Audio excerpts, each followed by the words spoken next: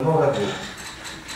Et je n'ai pas pensé que, d'abord, il y avait eu des succès électoraux aux élections départementales, aux élections municipales, aux élections régionales, et surtout, mais je l'ai mesuré au cours des derniers jours en participant un peu à la campagne, les maires, puisque ce sont des élus locaux qui participent à cette élection, les maires, même modérés, étaient très en colère contre le gouvernement, contre la remise en cause de l'école rurale, par exemple, contre la réforme des collectivités territoriales, la suppression des financements, etc., etc.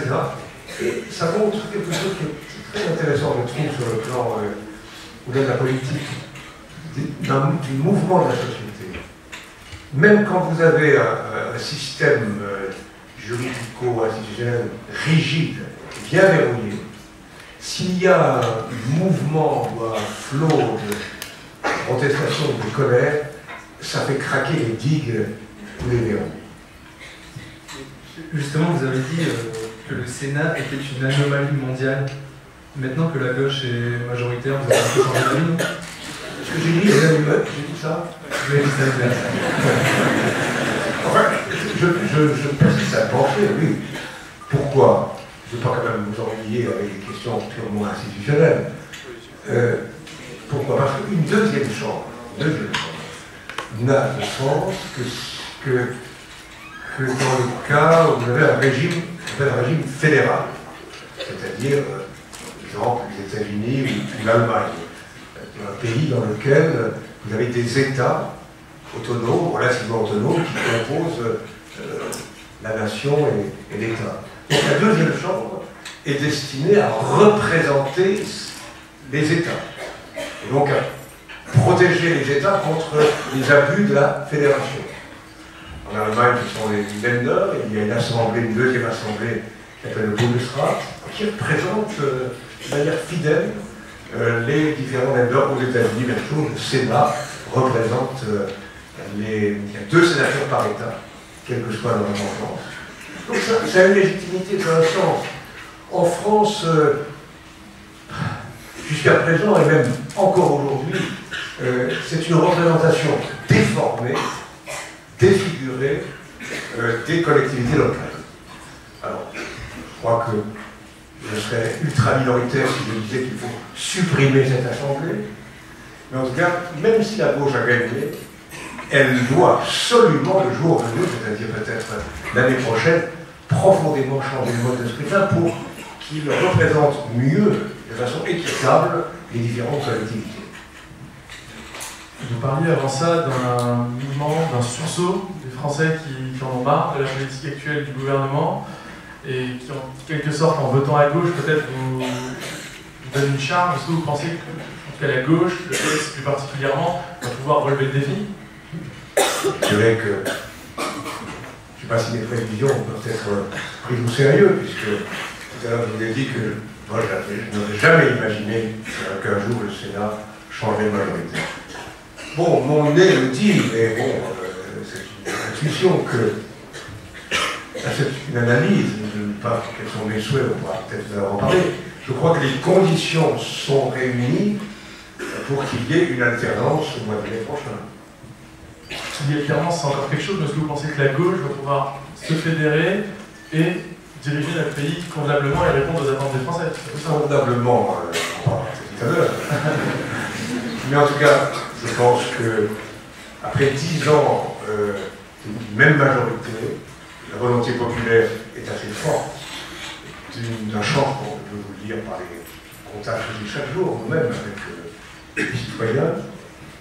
A besoin de respiration, tout simplement. L'alternance, c'est une sorte de poumon de la démocratie. Indépendamment de la droite et de la gauche, ce n'est pas une mauvaise chose qu'il y ait de temps à autre une respiration, un changement d'équipe, un changement de politique.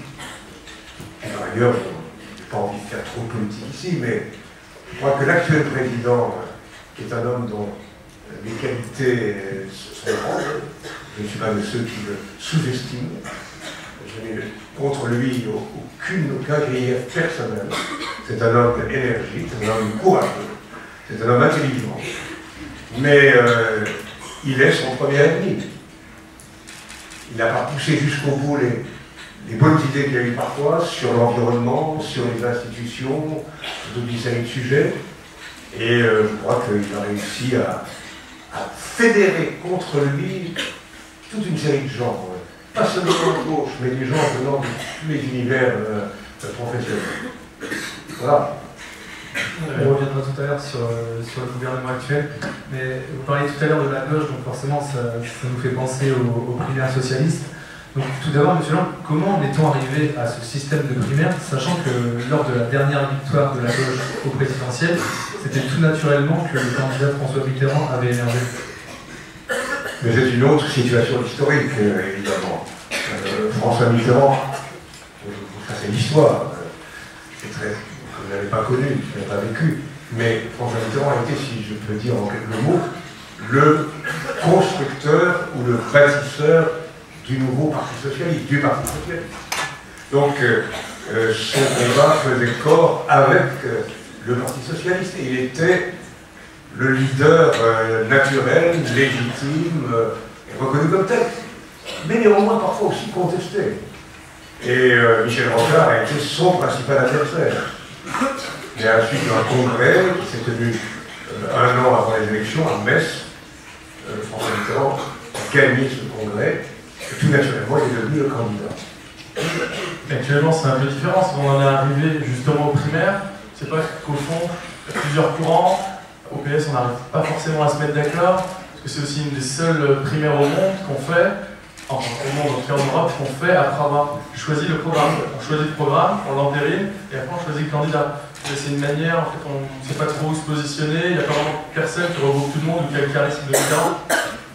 Je peux le dire oui, mais il n'y a pas un leader qui s'impose de manière absolue. Est-ce grave? Nous sommes dans une autre époque, dans une autre période. Peut-être que cela préfigure, ça en parlera, le commencement d'un autre système de démocratie. Notre démocratie est quand même trop personnelle, trop personnalisée, trop liée à une personne. Et de la même manière, cette situation, je ne la trouve pas anormale et préoccupante. Les primaires, moi je les ai souhaitées depuis très longtemps. Je regrette d'ailleurs que ce ne soit pas des primaires totalement ouvertes, puisque ne peuvent être candidats que ceux qui bénéficient de parrainage intérieur, d'élus. Ce ne sont pas des primaires à l'américaine. En Amérique, quand Bill Clinton a voulu être candidat, il a demandé le feu vert d'aucun comité du Parti démocrate.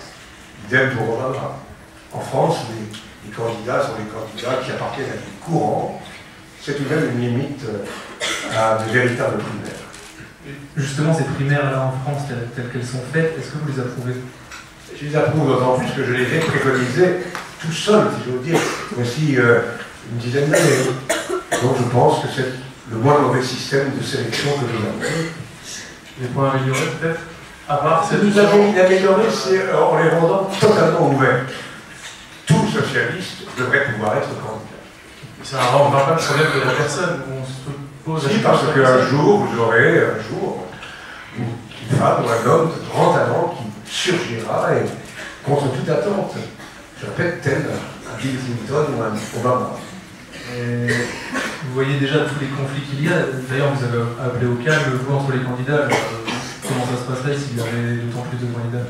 S'il y avait des conflits aussi graves partout, ce serait quand même quelque chose. Pour qu'il y ait des divergences. Ça fait un peu cacophonie parfois quand il y a Ségolène Royal qui s'attaque à la fois au Brie et à Hollande. On a plus l'impression que c'est une petite guerre fratricide. Dans ce cas-là, c'est très regrettable. Donc les attaques ad hominem ne devraient pas être faites. Vous en pensez quoi de cette petite guerre? J'en pense absolument pas, je veux dire. On ne fait pas avancer sa cause, pas seulement dans le cas de primaire, mais sur le plan national, en tirant à boulet rouge sur un concurrent ou un candidat. Donc je désapprouve totalement ce que vous avez rapporté. Vous êtes entretenu avec Ségolène Royal après ses propos au début de septembre? Je n'ai pas vu récemment. Ah, c'est que ça va très bien. Tellement partout, voilà, elle est là, elle est là, elle est partout. Donc elle a une capacité de déplacement à la vitesse de la lumière. Je ne dis pas si vous êtes en froid avec elle. Je ne suis pas en froid avec elle, mais pour l'heure, comment je ne l'ai pas vu. Et les règlements de compte, quand vous verrez, il y en aura ou... Je pense que le moment venu, il y aura l'union autour du candidat choisi. Très bien, on va rentrer dans le vif du sujet, vous me tendez la perche.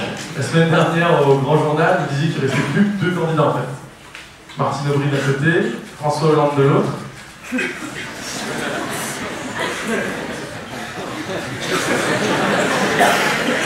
Non, il y en a 7 ou 6, 7. On va pas renvoyer du Grand Journal. Non, mais c'est vrai que je préfère parler franc, et voilà, c'est vrai que le choix se fera entre le choix final, ce sera au premier tour ou au deuxième tour, le choix final se fera entre Martine Aubry et François Hollande. Mais justement, quel est l'élément qui ferait pencher la balance vers un candidat ou vers l'autre? Pas facile de vous répondre. Je dirais que Martine Aubry a pour elle peut-être une femme de caractère, c'est le moins qu'on puisse dire. Parfois de mauvais caractère. Mais au moins elle a du caractère. C'est une femme qui a une expérience solide, sérieuse. Elle a été ministre du Travail, elle est maire d'une grande ville, elle a accompli beaucoup de choses. Bon, elle a eu la charge du Parti Socialiste pendant 1 an et demi et diriger le Parti Socialiste, c'est pas drôle tous les jours. Et François Hollande, c'est un autre itinéraire. C'est quelqu'un qui a, pendant 10 ans, été premier secrétaire du Parti Socialiste. Moi-même, j'ai eu l'occasion de travailler avec lui. On a ensemble gagné une série d'élections. On a mené une série de combats, notamment pour l'Europe. C'est un homme très intelligent, vif, rapide. Voilà. Je ne sais pas vous imposer un choix, c'est à supposer que vous ayez des conseils à demander. Justement, toujours dans le Grand Journal, on est amis avec Michel Denisot et moi, c'est pour ça. Vous avez donné l'info. Vous avez dit je ferai mon choix dans quelques jours. Donc on peut dire que quelques jours ont passé.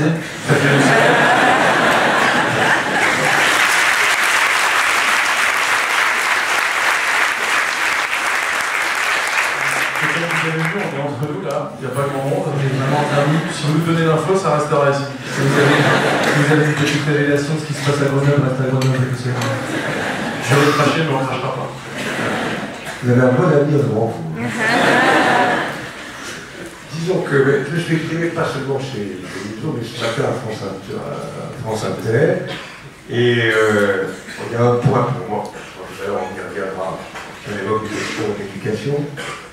Finalement, je veux dans cette élection faire prévaloir des engagements qui portent sur le fond.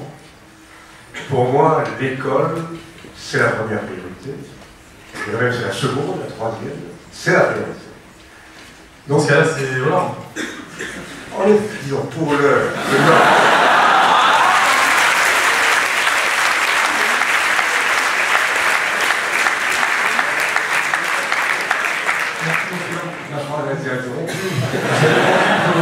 C'est tout ce qu'on voulait savoir. Passons à notre suite. Pour l'heure, je note que tout à fait à France Inter qu'il a pris position clairement pour l'idée que je défends moi-même depuis très longtemps, l'idée d'un plan pluriannuel de recrutement de maîtres. On y reviendra. Bon, c'est un plan clair, raisonnable, peut-être trop raisonnable, mais en tout cas ambitieux. Et j'ai dit ce matin que j'attendais que les autres candidats se prononcent par rapport à cette décision claire. Voilà, et dans quelques jours, j'aurai l'occasion de dire mon sentiment. Très bien, comme on a compris, c'est M. Hollande de toujours. Maintenant, on va passer au grand absent de cette primaire. Notre ami, Dominique Strauss-Kahn, pour les déboires qu'il a eu, on ne va pas revenir dessus, c'est pas notre habitude d'agir dans ce débat.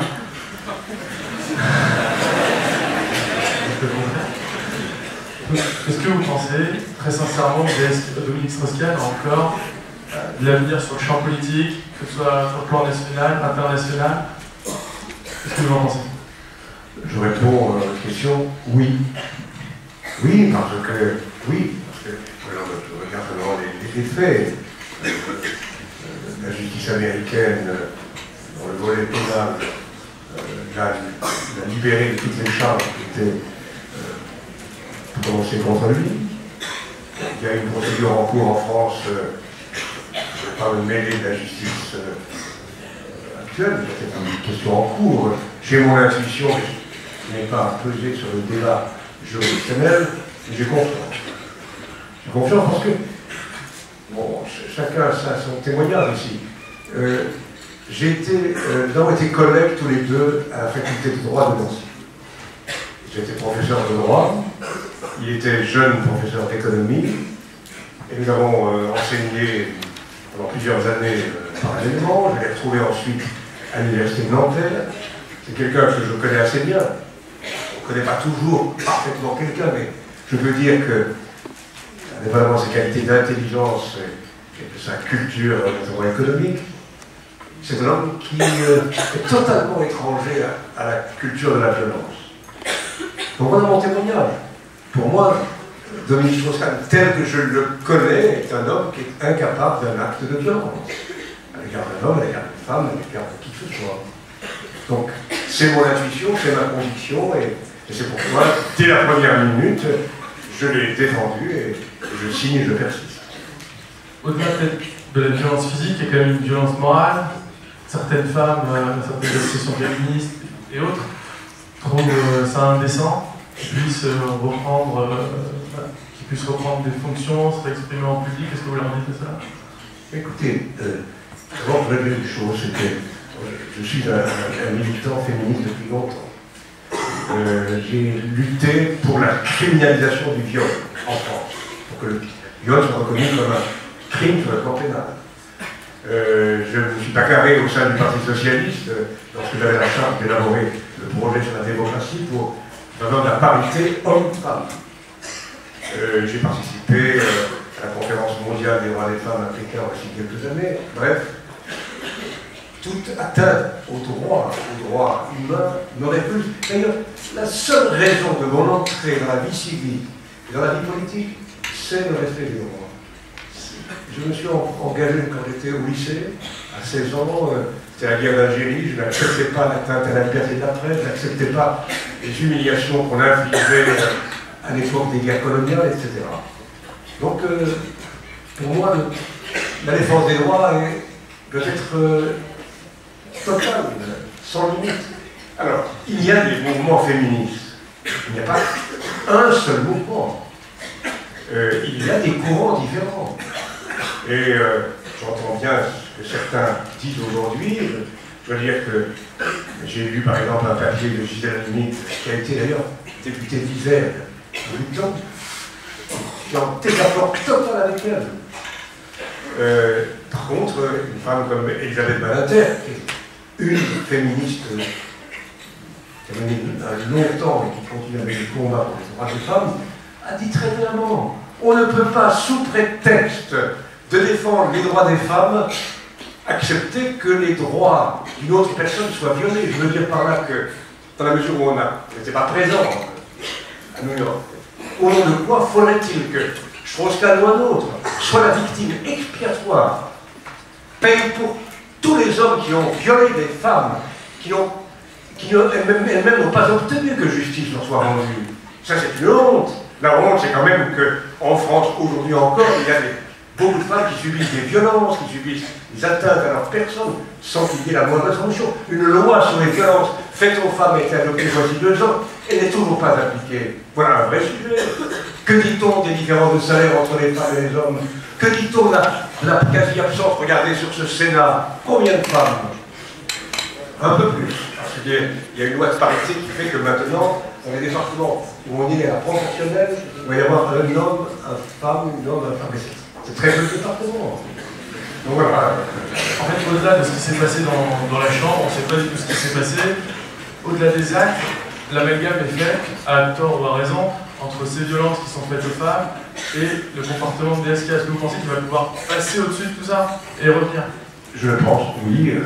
C'est mon sentiment, mon intuition. C'est un homme qui a une grande compétence internationale, une expérience ministérielle, de belle qualité, des emblémaires, intelligent, mais ce n'est pas le premier homme politique qui connaît la tourmente et qui ensuite peut rebondir. On évoquait tout à l'heure François Mitterrand, ça c'est l'histoire ancienne, lui-même a connu des moments très difficiles, plus difficiles que celui-là. Et on le tenait pour mort, on le tenait pour terminer. Il a rebondi. Très bien, merci pour ces réponses sur votre avis de ministre Oscan. On va maintenant passer à autre chose, à vous, on va parler de vous, vos différentes actions ministérielles que vous avez occupées. Vous avez été ministre de la Culture une dizaine d'années, ministre de l'Éducation, et on aurait aimé savoir sur ces 10-12 ans, mis bout à bout, qu'est-ce que vous retenez, quels sont les chantiers qui vous ont tenu à cœur, en quelques mots, les plus importants. Vraiment, je ne suis pas capable de répondre. Qu'est-ce que je veux dire? Je vais dire une chose en particulier. Je dirais, comme ministre de la Culture, ce dont je suis heureux, c'est que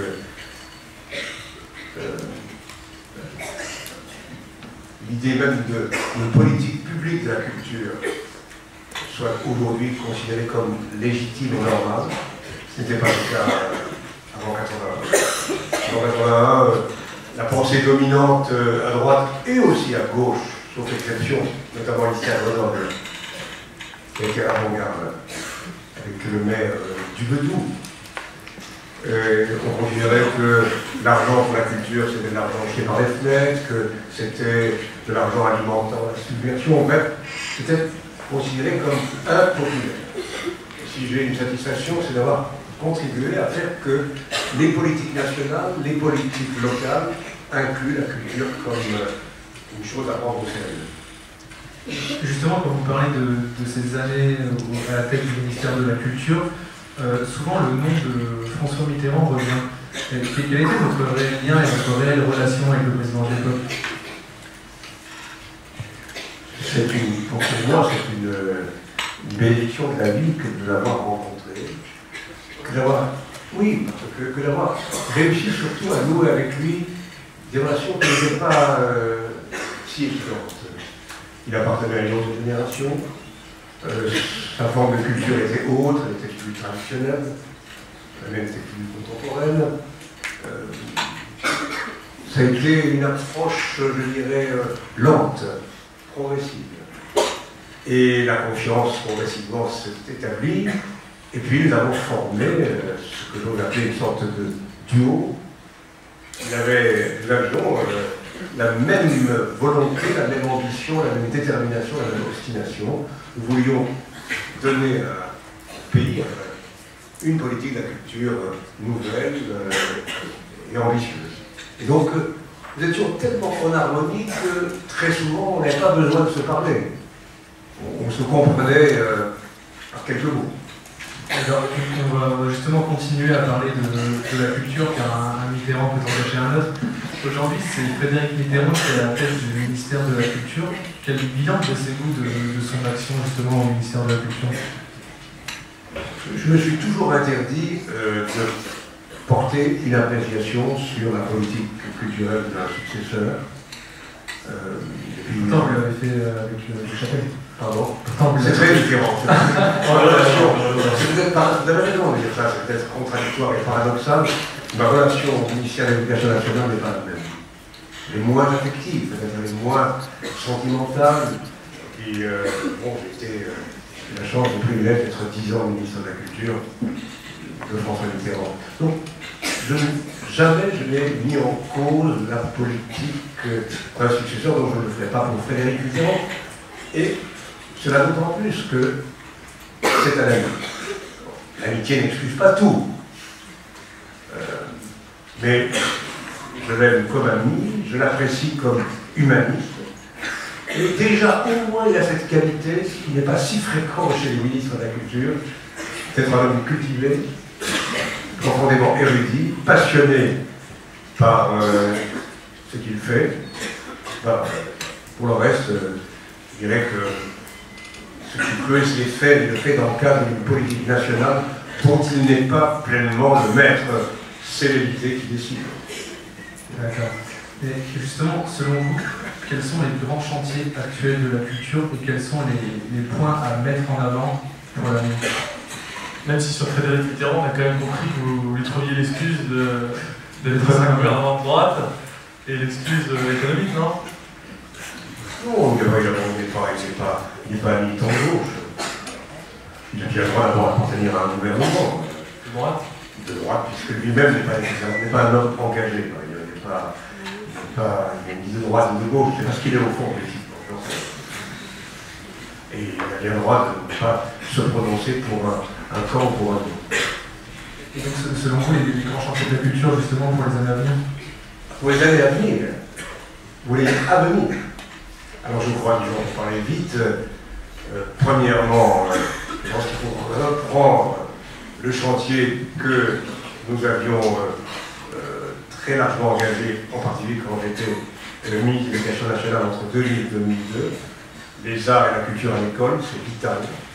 Il faut que partout dans le pays, de l'école maternelle à l'université, les arts et la culture aient une présence pleinement reconnue. Pour différentes raisons que je pourrais expliquer. Une raison de civilisation, mais aussi une raison, je dirais, tout simplement, pour redonner aux enfants confiance en eux-mêmes, pour leur permettre d'accéder aux savoirs dits fondamentaux, la langue française, le calcul et le reste. Donc ça, c'est un chantier numéro 1. Et quand on parle démocratisation, sujet sans cesse rabâché, ça doit commencer à l'école. Donc ça regarde la priorité des priorités d'une nouvelle politique culture. Merci. Très bien. Alors, pour continuer, Monsieur Lang, je vous propose de passer à une grande coutume chez J'aime en débat. C'est l'animation qui, ce soir, va nous être présentée par Zineb. Donc, je vous laisse écouter. C'est une belle voix qui va faire son apparition. Allô. Bonsoir, Jack. Elle vous parle. Tenez, je vous donne ça. Bonsoir, Jack. Il faut que je réponde. Je vous entends très bien. Elle vous entend très bien. Je vous entends pas. C'est pas le cas ici. Il y a une réverbération qui ne me permet pas d'entendre votre jolie voix, en tout cas, de comprendre ce que vous dites. Articulé.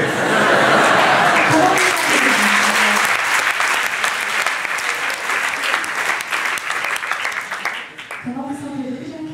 Comment je me sens? Oui. Caressé par votre voix. En tout cas, je suis très heureuse de vous accueillir ce soir. En toute intimité, évidemment.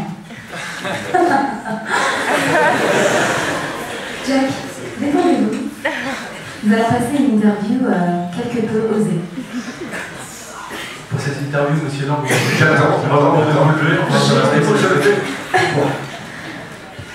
Je vais vous poser quelques petites questions. Ça va être là. Vous êtes prêt, Jack? Vous êtes prêt, Monsieur Lang? Monsieur, je suis prêt. Il est prêt, tu l'as déboussolé, mais il est prêt. Question numéro 1. Avec qui vous préféreriez vous échouer sur une île déserte? Roseline.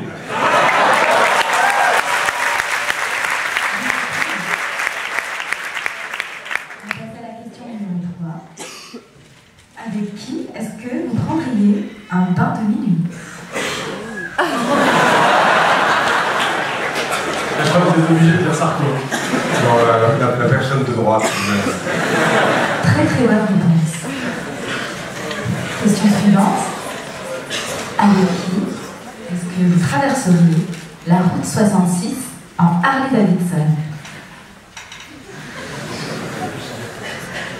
Là. À droite, il est mort. Bon, d'ailleurs, elle est mourante, elle est morte, je sais plus très bien non plus.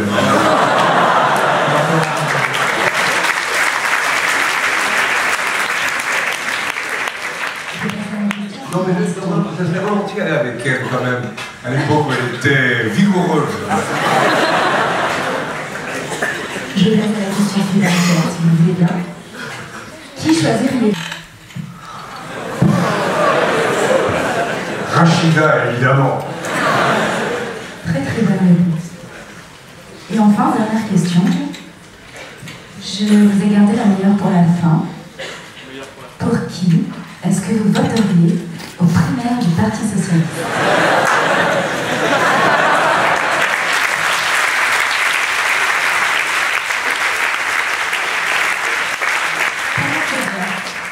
Bon, écoutez, réponse dans quelques jours. Je souhaiterais que ça continue, moi j'étais.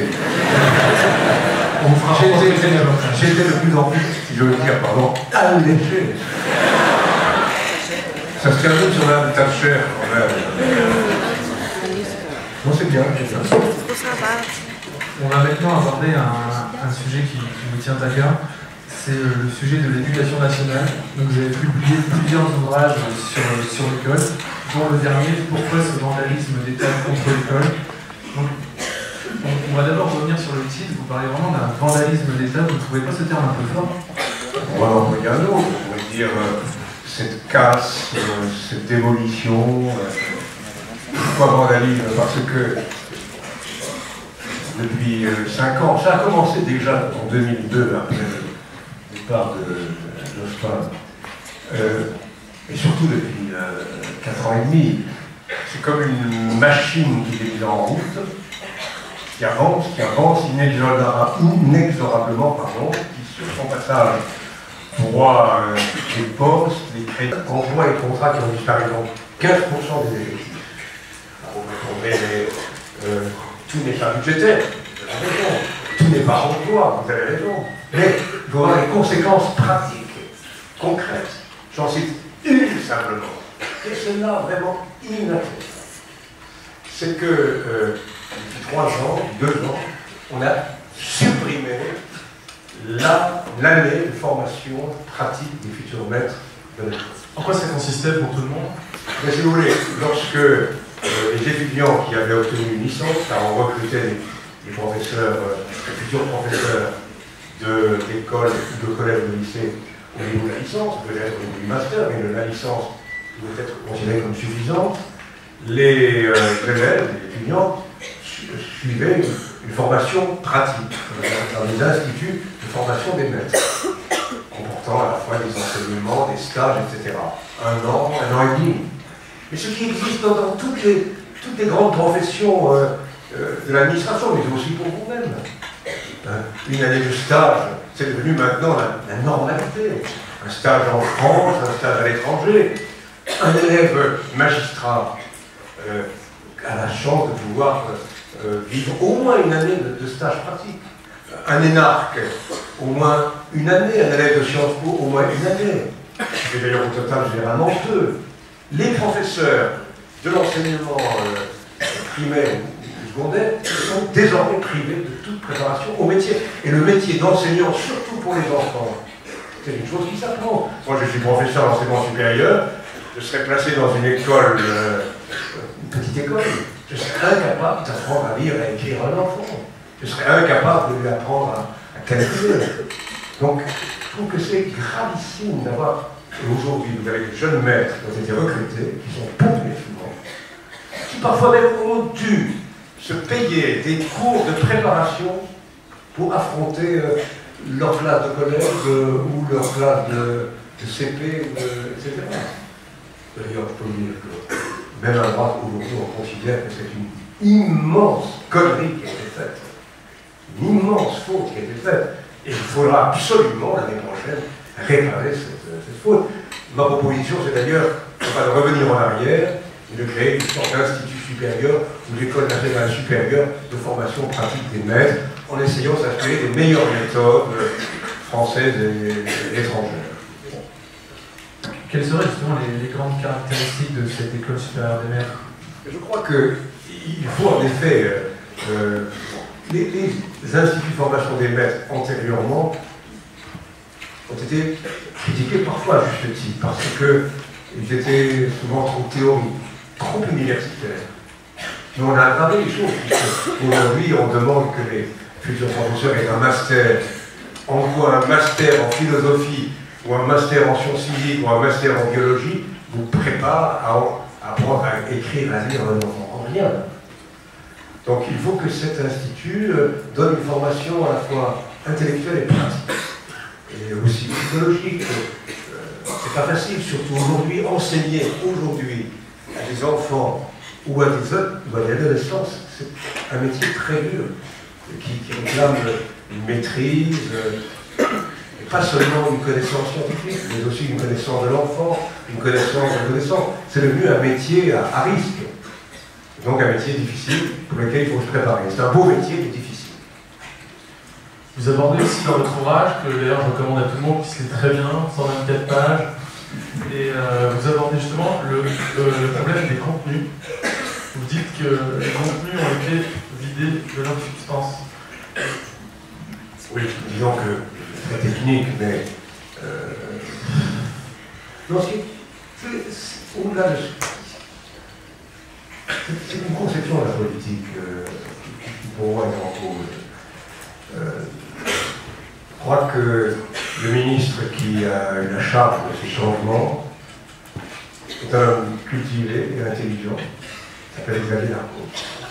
Et malheureusement, je le lui ai dit, quand je le vois, je le lui dis, il l'a traité cette question avec beaucoup de cynisme. Suppression de la formation pratique des maîtres, appauvrissement des programmes de l'école. Si vous reportez au programme d'apprentissage du français, par exemple, il se réduit à une petite page, sans explication concrète.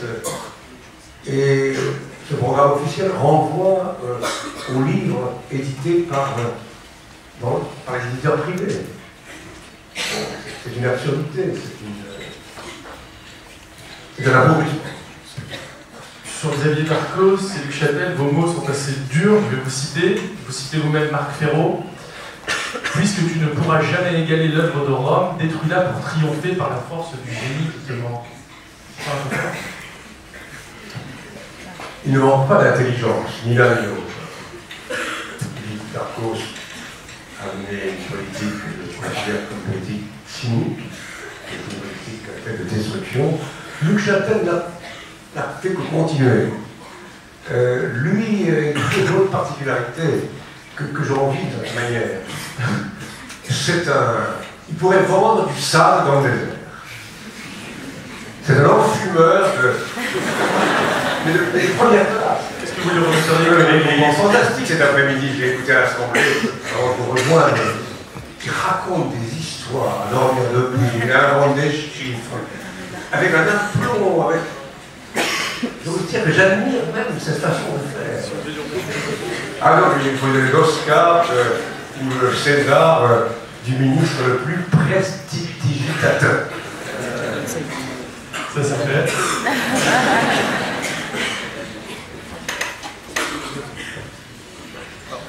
Justement, là, vous venez d'écrire ce livre, alors qu'il y a quand même plusieurs années que l'école est au bord du gouffre. Pourquoi avoir attendu tant de temps pour écrire un tel réquisitoire? Je me suis exprimé à plusieurs reprises, vous l'avez bien rappelé, j'ai tiré la chaise d'armes plusieurs fois, depuis 2002. Parfois j'ai eu le sentiment de protester dans le désert. Disons que la gauche elle-même a été très, très silencieuse, assez absente pendant longtemps. Même les syndicats qui naguère étaient assez vifs ont été un peu en retrait. Bon, nous sommes à la fin du mandat d'un président de la République qui n'est pas normal de dresser le bilan dans un domaine qui lui tient à cœur. Et comment dire, est-ce que vous écrivez ce réquisitoire sous forme d'une lettre à M. Sarkozy, sous forme d'une lettre au président de la République? Bon, il y a maintenant un mois que vous l'avez écrit. Est-ce qu'il vous a répondu? Non. Non, répond, je connais sa réponse. Laquelle? Je lui ai parlé directement, je le dis dans ce bouquin. J'avais imaginé, par une sorte de candeur coupable, par une sorte de naïveté qu'on pourrait me reprocher, j'avais imaginé que président d'un nouveau type, même s'il n'appartenait pas à la même philosophie de moi, il allait peut-être être un protecteur de l'école. Je l'ai vu dès les semaines qui ont suivi son élection. Je lui ai permis de lui dire surtout n'appliquez pas à l'école cette décision que vous prenez de supprimer, de ne pas renouveler un fonctionnaire sur deux partant à la retraite, sanctuariser l'école. Je l'ai écrit, elle est publiée dans ce livre, la lettre que je lui ai adressée, mais j'ai clamé dans le désert. Je lui ai un jour leur expliqué ce que je vous explique à l'instant sur la formation de maître, très gentiment écouté, et puis voilà, il m'a dit, même cause toujours, je ne changerai rien. Malheureusement pour le pays, pas pour lui, pour le pays, je pense que ce sont des années perdues, des années de retard, des années de régression, et le travail qui attend le futur gouvernement est un travail très dur. En parlant du futur gouvernement, si demain on est en mai 2012, vous êtes élu, le candidat que vous supportez, François Hollande, veut faire 60 000 postes, veut créer 60 000 postes. Au-delà de ça, quelles sont les mesures concrètes qu'il faudra prendre? Allez, 3 mesures qu'il faudra urgemment prendre pour remettre l'éducation sur les rails. D'abord, une mesure qui n'est pas une mesure, et c'est le respect, la passion, redonner la confiance, redonner l'envie d'avoir envie à une profession qui aujourd'hui est très démoralisée, un sentiment d'être un peu déclassé. Ce n'est pas juste, parce que les professeurs de l'école et de l'enseignement secondaire accomplissent une tâche extrêmement difficile. Ils sont aux avant-postes de la société, ils sont confrontés aux situations très difficiles, des familles souvent disloquées, des élèves en difficulté, la violence. Donc c'est un métier très difficile qui réclame de la part de la nation, donc du gouvernement du pays, une vraie reconnaissance, pas seulement verbale, mais il faut qu'on sente qu'à travers le gouvernement de la République, il y a vis-à-vis de cette communauté éducative un vrai respect, une vraie volonté de les aider à accomplir leur mission. Quelles mesures pratiques? Bon, il y a, en effet, comme l'a proposé Hollande, et je soutiens cette idée, un plan pluriannuel de création d'emplois et de recrutement. Pourquoi? Bon, parce qu'il y a beaucoup de manques, il y a beaucoup d'endroits où il y a trop d'élèves pour trop peu de profs. Combien de postes en créera? L'idée, lui, il a annoncé 60 000 sur 5 ans. C'est raisonnable. C'est réalisable. Tout à fait réalisable. C'est 300 millions d'euros par an. Vous pensez que les exonérations fiscales, les niches fiscales considérées par l'inspection des finances comme inefficaces, quasiment 100 milliards d'euros. Qu'est-ce qu'on fait quand même? C'est 300 millions d'euros par an. Ça fait 8 ans de... 5 ans. Sur 5 ans, on financerait ça en enlevant les niches fiscales, entre autres. Tout à fait finançable. Mais indépendamment du financement, l'argent est là, bien sûr. Ces 100 milliards sont là pour financer des priorités nationales. L'école doit être une priorité nationale. C'est inutile de verser des larmes de crocodile sur les pays d'Asie qui montent, qui grimpent, qui vont. Quand on constate que dans un pays comme la Corée, 70% des élèves de l'enseignement secondaire vont à l'université. 70%. Nous ne sommes pas à 50%. Il y a du chemin à parcourir. Donc c'est très bien que c'est une évidence que l'emploi de demain, la richesse de demain, la croissance de demain, c'est dans la matière grise. C'est de l'investissement humain. C'est une évidence absolue. Par conséquent, la priorité doit être, les budgétaires doivent être en faveur de la recherche, de l'éducation et de la culture. Donc, voilà, premièrement, un plan pluriannuel qui fera revenir des étudiants qui se détournent de l'enseignement.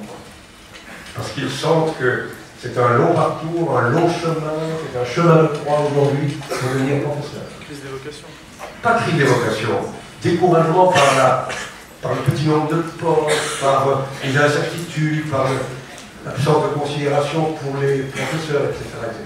Bref, il faut redonner une dynamique à ce système, et c'est tout à fait possible. Deuxième mesure, je vous l'ai dit, c'est au plus vite créer cet Institut national de formation pratique des maîtres. Parce que justement aujourd'hui il y a une grève des professeurs dans le public comme dans le privé, c'est quand même un signe fort, un vrai cri de désespoir qui est envoyé par les professeurs actuellement. C'est évident, et je veux dire, je ne suis pas un bout-feu, je ne cherche pas à créer des incendies, mais il y a un moment où il faut que les choses soient dites. Si on veut faire bouger les choses, et je me réjouis que ce mouvement d'aujourd'hui est un mouvement assez fort et associant parallèlement, c'est une première, quasiment une première, l'enseignement public et l'enseignement privé. C'est dire qu'il y a un mécontentement, ou comme vous dites vous-même, une colère, et je l'espère surtout, une espérance. Vous avez eu un cas, vous citez souvent dans les médias, c'est dans le Nord-Pas-de-Calais où vous êtes député, des parents d'élèves de classe de maternelle ont dû se cotiser pour payer un professeur. C'est la vérité. puisqu'il y avait une tradition dans le Pas-de-Calais, c'était l'accès à 2 ans des enfants à l'école maternelle. C'était justice dans un département qui connaît de grandes difficultés.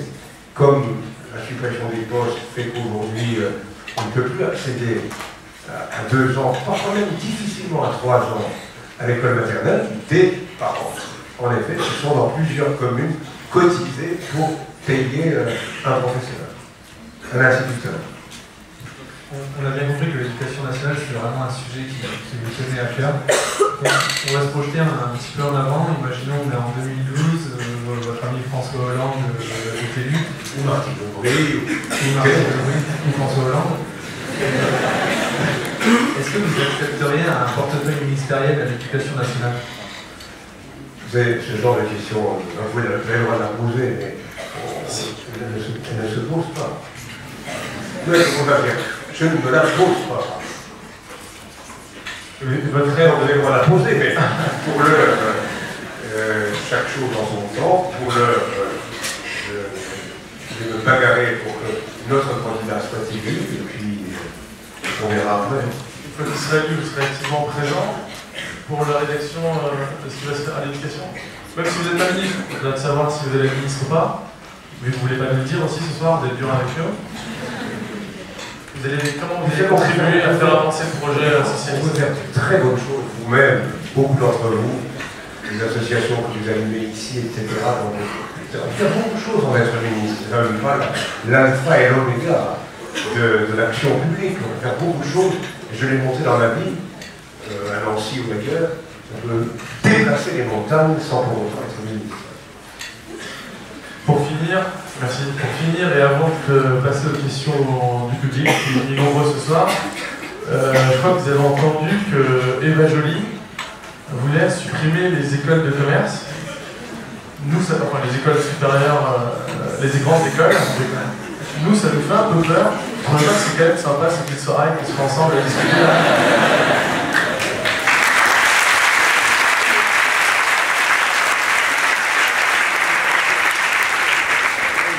Peut-être un petit mot sur Je n'étais pas au courant, il m'apprenait quelque chose. En gros, c'est un personnage qui a une certaine liberté de parole, une originalité. C'est lunettes Madame Joly. C'est lunettes peut-être son accent. Ça m'a bien le faire. Écoutez, je pense que l'acte d'engagement est sombre. Très bien, merci.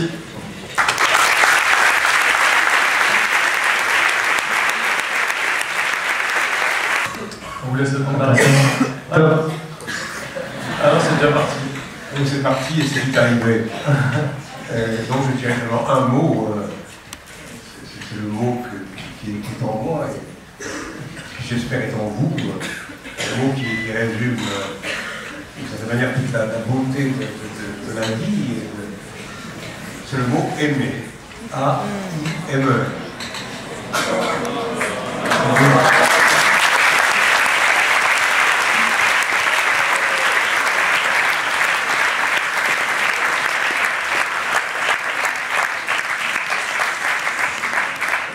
Cette conférence touche à sa fin. On vous remercie tous d'être venus. On remercie tous nos partenaires, Grenoble École de Management, la Société Générale, Samsung, Carrefour Market, la FNAC. Merci beaucoup.